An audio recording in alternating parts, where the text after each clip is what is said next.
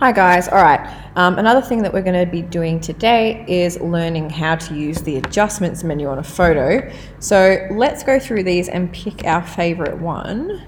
So we've got some honeycomb, we've got some actual like wild honeycomb. Ooh, okay, let's do this one.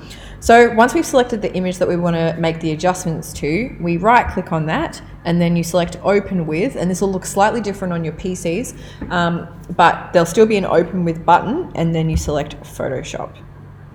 So once we are in here, as you can see, usually we have the layers and the adjustments menu that comes up over on the right here. If that's not showing up for you, like it isn't for me, you click on Windows and you click Layers, and then, oh, and here we already have the adjustments menu. Perfect. So this is our base layer. And what we really want to do is you just want to make a small tweak to this.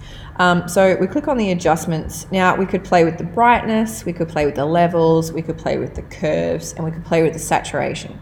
So for this example, what I want to do is play with the curves, and I might play with the saturation a little bit as well. So to do that, I simply click on the curves. Now when you're using curves, you want to make just a really subtle S shape to sort of bump up the contrast. And then the vibrancy as well. And if we want to have a look at what it looked like before, we click back on layers, and the little eye here, we can click on and off that. So if you zoom in really close, you can see like there's like a really subtle but still quite a strong change in how the colors are looking. Now if we wanted something a little bit more dramatic, all we would do was we would expand that S shape and make it a little bit more probably dramatic. I think that might be a little bit too far there though. So again, if we want to see what it looked like before and after, we would just click on here. Yep, I reckon that looks pretty good. Now, I think we should make another adjustment. So I think we should play with the vibrancy of the image a little bit. So we're going to click on hue saturation, and then we can actually just slide that saturation up. So maybe that's a little bit too far. So instead, we might just bump it up by even just about +10, I think. And now you can either slide this manually, or you can actually type into here +10 like I've just done now. And then if we want to see the before and after, again, we can just click on it. Now it's really, really subtle, this one, but there is a little bit of a change.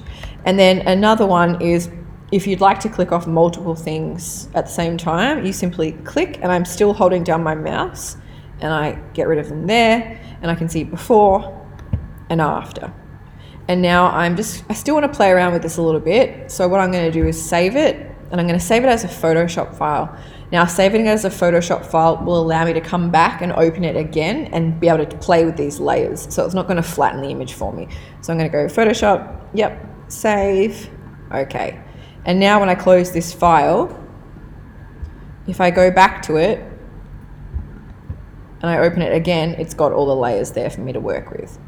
And that is how you use the adjustments menu.